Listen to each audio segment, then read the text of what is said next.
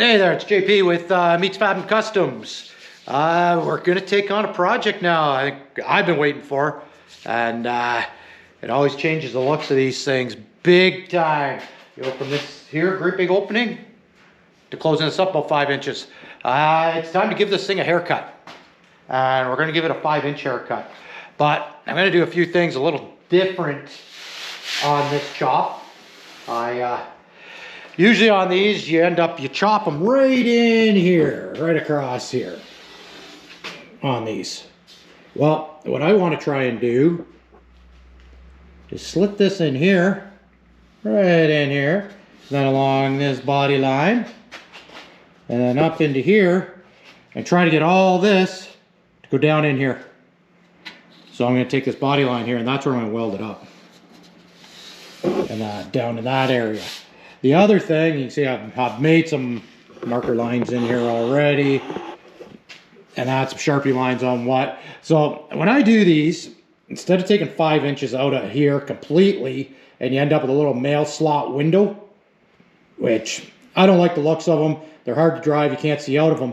What I end up doing is I'll cut the whole bottom of this window frame out. I'll cut all this out of here. And then what I end up doing is taking 1 inch out of here. Bring that down 1 inch, which actually looks better in here because then you don't have all this space. And then you're only taking 4 inches out of here. And if you only want to take 3 inches, then take 2 inches out of here. And I got one, I'll show you. I did a 6-inch chop on it, and it still has a back window. Still has a good size back window because I actually ended up taking like 2 inches out of here. So you only ended up taking 4 inches out of here.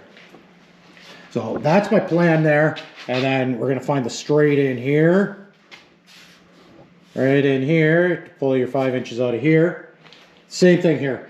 Now, I've never done I've done a 30-31. I've never done a 30-31 this way. So on the 28-29s, the way I do them is I actually cut the top of this post off, so I'd cut the top off of this 5 inches, and then move this hinge down 5 inches, and everything works out. So you don't end up with a cut here in the middle, right there. You've taken it all off of here. The difference is your door pillar inside on the 30-31s. From the 28-29s are easy to do, and I have to move your hinge down. So I gotta look at this and see if it's doable on one of these.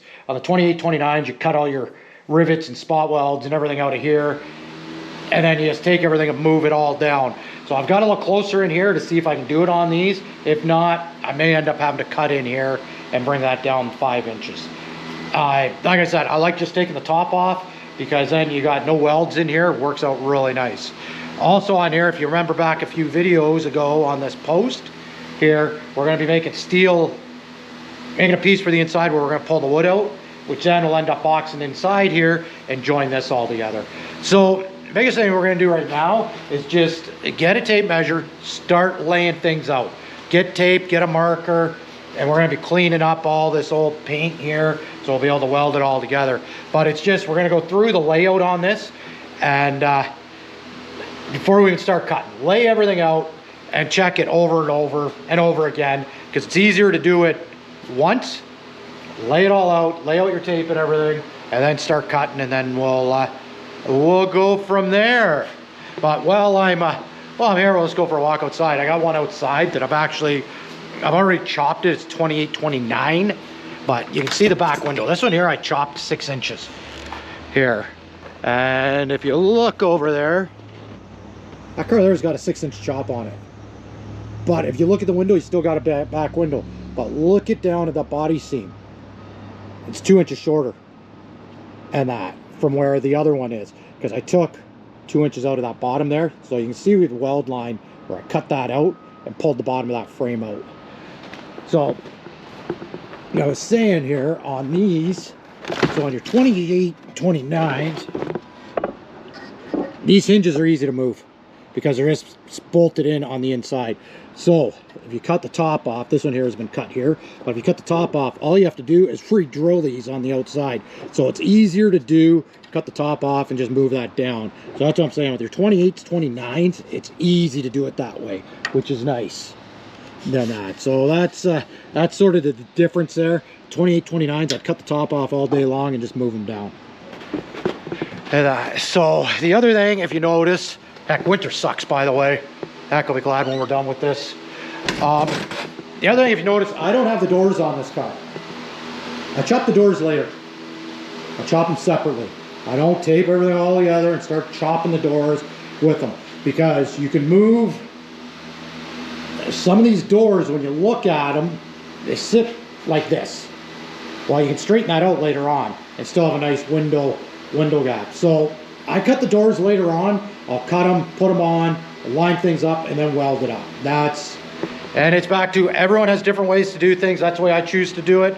It works for me. But like I said, this back piece, I've never done it the way I want to do it. And I'm hoping it works here, because then we're not going to be into cutting up in here to get everything to line up later. I'm hoping, from what I've sort of looked at, this is just going to slide down inside. So if it does, it's going to make life one heck of a lot easier when it comes time to weld this all back together. So here we go. People always ask why it costs so much to buy or build a hot rod. Well, I'm going to show you why. I had to go purchase these items today. This is it, right here. Right here. Some Roll-Lock disc. You know, I think I got, what, 8 of those maybe. Disc here to clean up paint, backing disc, couple rolls of masking tape. There's the price. $82 for those items. And that'll get me probably this chop that I'm doing. When did this happen? This is absolutely ridiculous. $82 for those items. This is why this hobby of doing this is dying, because the prices are outrageous. That is, the girl at the store couldn't even justify it to me. Like the COVID excuse from a couple of years ago, everything's gone up because of COVID, but it's going to go back down. It's BS. It's not going back down. And I hate to say it, that's $82 for that. That is, that's crazy. These discs used to be, you know, maybe $1 a disc for these little ones. Maybe $1 a disc. And like, I don't know when this happened, but it needs to stop, because it's absolutely ridiculous. So that's why the price of building a hot rod, even buying a hot rod and all that, where everyone, oh, how can that be 200 grand? Doesn't take long. We won't even get into the labor and stuff like that. But yeah, it's out of control. It really is out of control. And you know, the other thing that drives me a little bit crazy, everyone, you know, shop at home, keep business in your town, keep it in. Well, they're not making it easy. They really aren't making it easy to shop local and all that. It's getting harder and harder. So I don't know what needs to be done, but something needs to be done. So, but anyways, that's my rant for today. We'll carry on with chopping this this here Model A and go from there. Okay, so what I do before I start here is I get a piece of cardboard. You can use plastic, anything that bends nice. And then what I'll do is I'll measure 5 inches, and then I'll cut this. This is what I'll use to make my lines. Reason being, with a tape measure and everything, when you do this, especially coming around a corner, your lines can end up out. So when you use something like this, it bends. So you know you'll have, when you do your cuts, you'll be the same. So, you know, even if you look at an angle like this and you're 5 inches, your lines are still the same here. Whereas when you use just tape and come around with tape, this one here can be straight, nice and straight. And then this one here, yeah, you're measuring 5 and all that, but all of a sudden it can go up on you in this area. So when you go to put this thing back together, all of a sudden you got a 1/4 inch gap and all that in here because your tape has moved. So I find this here is the best way to lay it out. So, you know, if you're doing it, if you're cutting it in here, you know this here's your longest point. So make it this long. And that at 5 inches all the way around. So you can lay this on here, mark your lines, and then tape them all off. And then you can use this thing everywhere to do it. And that way, like I said, if you're off a bit, your lines aren't getting. The other thing here, if you look in here, is here's another place where they like to go funny on you. It's coming around the corner. Well, look, there you go. Once you hold that there, you can bring that around and you can mark your lines here. So what I'm gonna do is I'll measure this up, go 5 inches, and cut that all nice and straight. If you got a nice shear, once you mark your 5 inches, put it in the shear and cut it. So that's how I found the best way to mark your lines, and they stay pretty straight. So when you go to put this car back together, you don't end up with gaps and everything. So I'll get this all cut to, heck, I got glitter on this. Heck, cool. So I'll get this all, I'll cut to 5 inches, and then we'll start laying stuff out.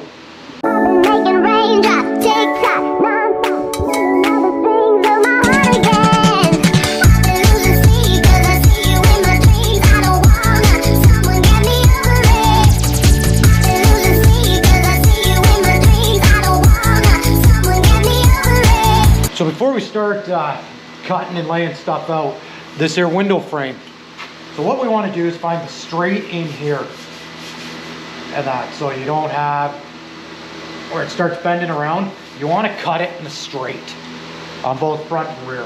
What I do is I just take a straight edge, whatever you have around, and I'm going in this edge here. And what I'm doing, I'm just finding where your straight is. You're straight in here to about there. So you want to cut in between this area when you measure it off. So actually what I'll end up doing is in between these two lines, I'll come in the middle here, because that'll be the straightest. And then you do the same thing on your front pillar as well. In here, find your straight. You notice I still have the paint on here because I don't want to start grinding, sanding a whole bunch of paint out of here. I don't need to, especially if you're trying to keep the patina look. So what I'll do is I'll just roughly make lines, then I'll come in and give myself probably an inch on each side, even half an inch, so I got enough to weld it. And that together without any contamination when you cut it apart. So that's all I'm doing right now, is I'm just roughly figuring out where my lines are going to be around here so I can start cleaning paint up on it. So once I do that, then I'll just take like this here, a little piece you made here. Right about there is where you're going to be. So just make a rough line, make a 5 inch.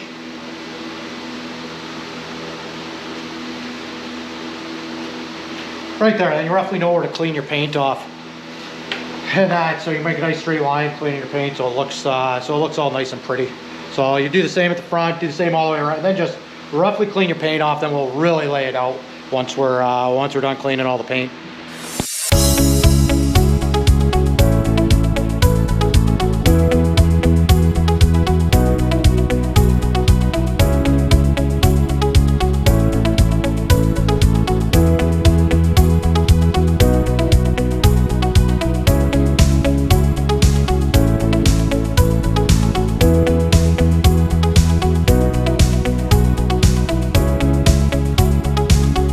Okay, so we got everything all cleaned up here where we're roughly cutting it. If you notice, all the lines are roughly straight here. So the disc I used to clean this are one of these, and this one here is extra coarse. It's the, they're fiber discs, what they are.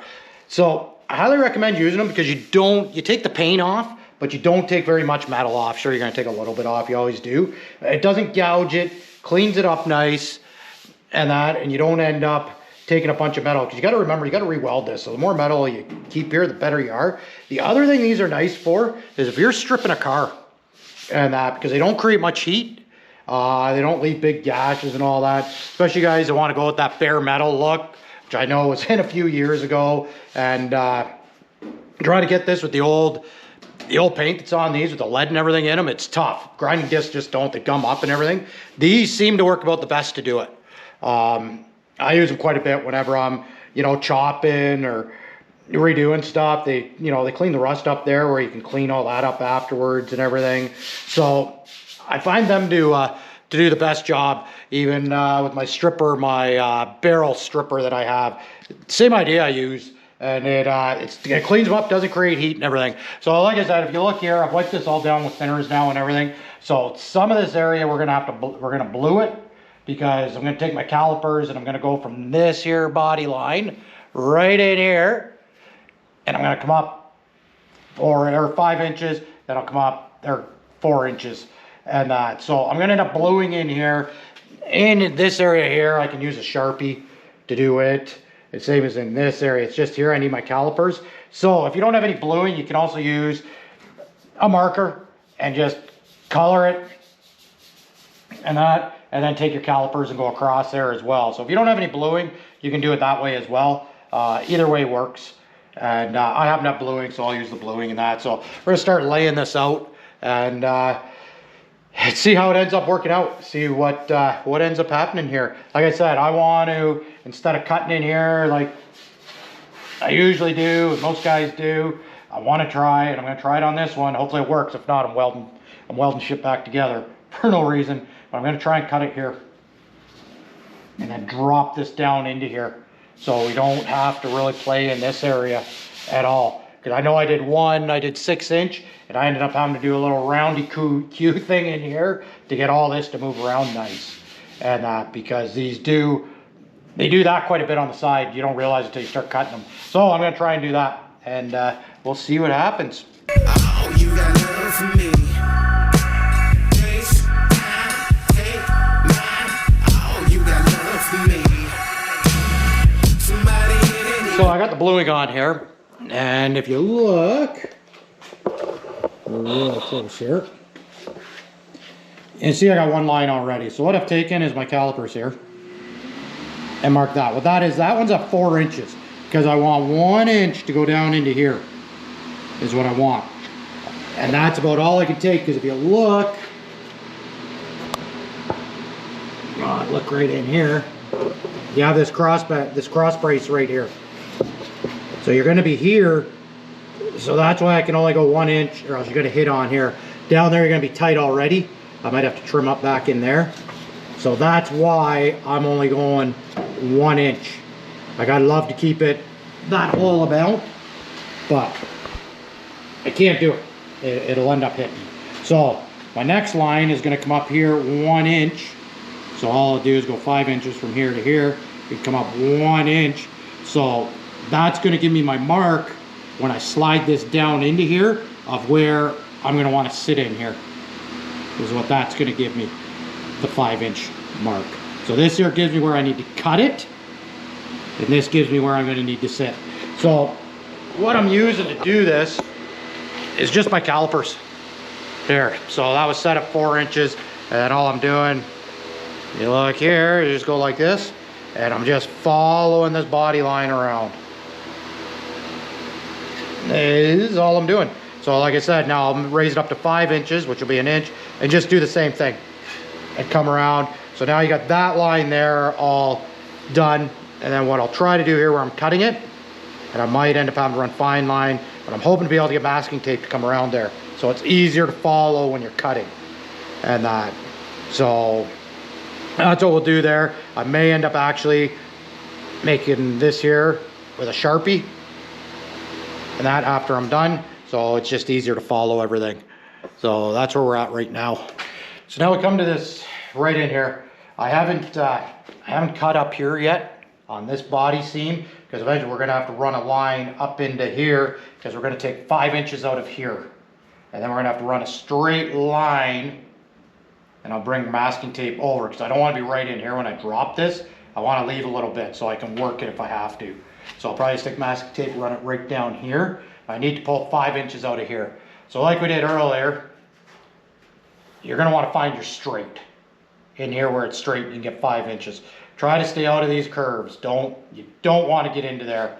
And sometimes you get too much of a chop. You're in there a little bit, but try to stay out of there. So right in here is your straight. So this here I'll do with a Sharpie, and I'll find where I want to start, and then we'll take this piece of paper, the cardboard that I had earlier. So once I find that start line, and then I'll just go like this. Like I said, that wraps around there all nice. And no matter what angle you have this on, right, you're always going to have 5 inches. So even if you're off a bit, so it's the way I recommend to do it. Not, like I said, people can do whatever the hell they want. It's on you. And that's the best way I found. The other thing with being able to do this, you can lay it out easier and make sure that you're in your flat space, so you can move this around if you want to. Here to make your life easier. So I'll probably go down here more and go right in that area there. Just take my Sharpie and mark that out. and then we'll figure out what we're gonna do in here.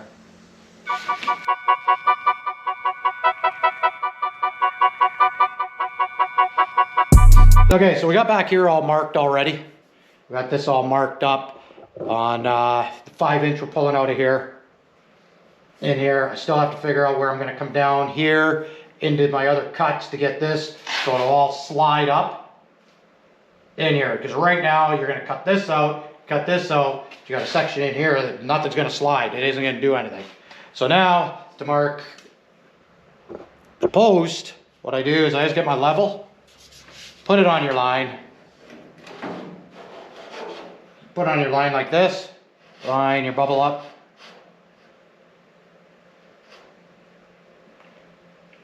There you go, just like that. And then just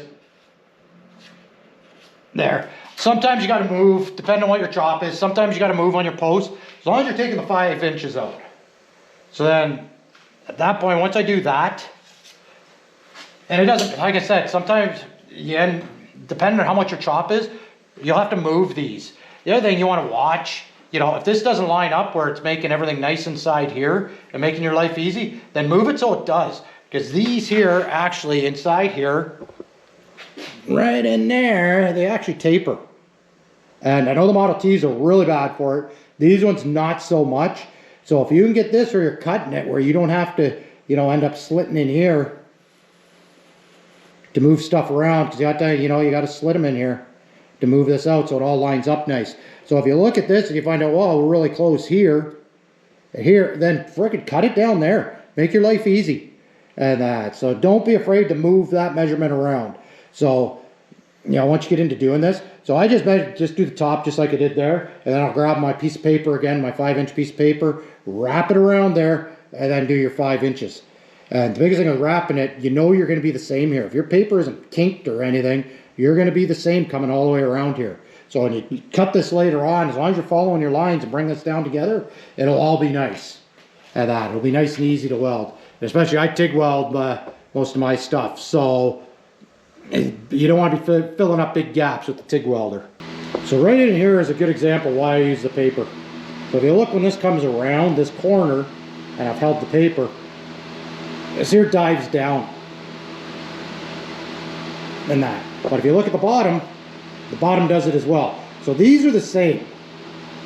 When you cut these, they're both going to be the same. They dive down a bit. It's no problem. Whereas if you're measuring it, you might have this one straight, and then that one there dives down or dives up because you're coming around a corner. So even, you know, a lot of guys will just wrap tape, take the tape. You can get a wrinkle in the tape, and then one's going up, one's going down, and by the time you're done, you know, say it's an 1/8, you end up with a 1/4-inch gap in there. So that's why I use the cardboard. That's a perfect example right there why. These are both coming around, and they're both diving down. So it's good. So, and I did the same thing here. I took my piece of paper, and cardboard, use cardboard, not paper, I should be rephrasing that, and came around here. And that right there. But if you look, this here's the same, this one here dives down a bit, right there. You dive down a little bit, but you dive down the same amount there. So you're good. You know, if you want to get fancy and straighten them all both up, you can, but you're fine. Right in here, this front post here is a perfect example of what I was just talking about, if you have to move your 5 inches around. So if I take a level, put it on here, there, my bubble's level, I'm right in the middle of that hinge. So I don't want to cut it there. So what I'm going to end up doing here, if I don't end up cutting off the top, which I'm hoping I'm going to be able to, is we're going to be playing in this area here with it to cut it. And that, because with putting the level, you're going to be here. So it's okay, you move it. As long as you got 5 inches, then you can put that wherever you want. And those are another one, that perfect example. You want to make sure, because those taper quite a bit, try to keep where you're going to have as little taper as possible to do it. Like I said, the 28, 29s are nice because you can cut the tops off of them and then just move that hinge down. Works beautiful. These ones, not so much from what I'm seeing, because I'd have to do it on here. I'd have to cut this piece here out and then move that piece there down to 5 inches and move that hinge down and then move that down. You got quite a bit to move down. So in the end, you're probably just better off in these 30-31s just to cut it and pull your 5 inches out, then move your pivot for your window to make it open and close. So that's, from what I'm seeing right now, that's more than likely what I'm gonna end up doing there. So we're gonna lay this back window out now. Like I was saying here earlier, if you pull 5 inches out of this, that is 10 inches, you end up with like a 5-inch window. So they start getting pretty small. So like I said before, I end up cutting out, we'll take 1 inch out of here and 4 inches out of here is what we'll end up doing. So what I do is you're gonna cut this bottom half of this window right out. You're gonna get rid of that. You're gonna pull that out and you're gonna play with it later on is what you're gonna do here. So you're gonna take your inch out of here, but you need to pull this out is what you need to do. So you're gonna make your cut lines come across. So usually what I do here, start out, let's grab my yardstick here. I lay it right on the window body line. This is what I do here. Just like that, then just take your marker.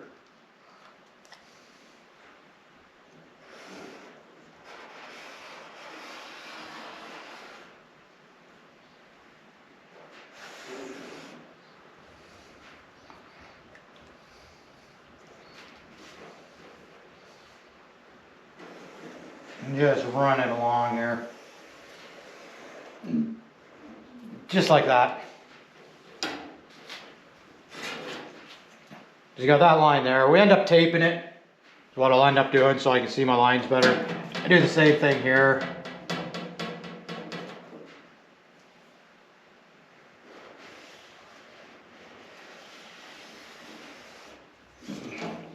Just like that. So all we end up cutting out of this is just the bottom part of this. So I'm over exaggerating my lines here, but clean that up later. But yeah, all we're gonna end up cutting out of here is we're gonna end up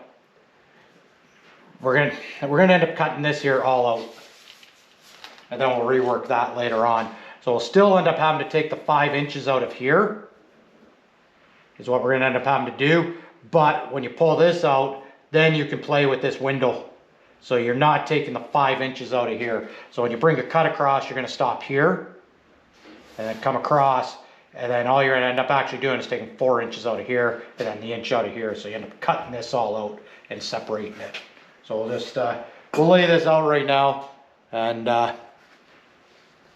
get it, because I'm also gonna have to put a line coming down here from where this goes down into here. So this will all slide down, because we're not cutting it across here. So this here takes some layout so we can get stuff to slide down the way we want it to slide down here. So that's, we'll finish laying this back window out, and then we'll start laying this here out, and then this back half should pretty well all be done. Okay, so we got everything all drawn out on here on where we're gonna be cutting everything. And that, so if you look right here, see what I'm talking about, we're gonna cut this back window out. So right here, this here is all coming out. Then we're gonna cut along this line right here. And the reason why I'm not sucking right up to this, because then I have a bit of room in here to play. And that, so this here is gonna end up coming right out of here. Your 5 inches to drop this down. Then we're gonna come all the way down here. And this is coming out right here, which is actually only 4 inches. There's your 5 inches there, which is gonna slide inside here. And that, then right here is your 5 inches coming out. Same idea here. You're gonna pull all this out of here and then cut down, slit it down here. So this part of your roof will all move down inside. And then right here, you're gonna pull that pillar out. You're gonna do the same there. I just haven't marked it up yet. Like I said, so here we're gonna cut this out. And we're gonna cut here and all the way down here over to this line here. Come across this line up here. So then, like I said before, we're gonna end up, then we'll remove the bottom section here out of this. Eventually that's coming out as well. Right there, that's your 1 inch there, and then you'll be pulling 2 out of here, 2 out of here, which then will close this window up, is what that'll end up doing. Because you're coming down here 5, this window will only close up 4 inches then, And then you'll take the rest out of here, which then makes it look prettier actually, because you have less room in here, right in that area. And then we're gonna do the same over here. So that's the layout of this. And that, I'll finish laying out the front posts, and then we'll start cutting. But you're gonna have to hang out for part 2 for cutting this all apart here. This is just part 1, laying it all out. Take your time laying it out, like I said. Look at it. Try to imagine your cuts before you start cutting, because it sucks having to weld things back together later on. And that. So yeah, take your time measuring everything. And before you get in there and start cutting and hacking and everything else, look at it a few times, figure it out, and make sure everything's gonna come together nice. The more time you spend doing this part, the easier the rest of it goes. And so part 2 will be coming soon. And that's where we start cutting it apart and making this thing, you know, not look so high. We're giving it a haircut. So stay tuned for part 2. But appreciate everyone watching and subscribing. So you know what? If you like what you see, like, share, you know, subscribe. I really appreciate that, you know, when you subscribe and everything. And if you see something I'm not doing right, you know, hit me up. Or if you have any questions on what's going on here, on how this is all going to come together in the end, feel free, leave a comment, and we'll start cutting this apart in the next one. Everyone have a great day, and get out there and build something cool, because it's not going to build itself. So everyone have a great day, and love life. Talk to you soon.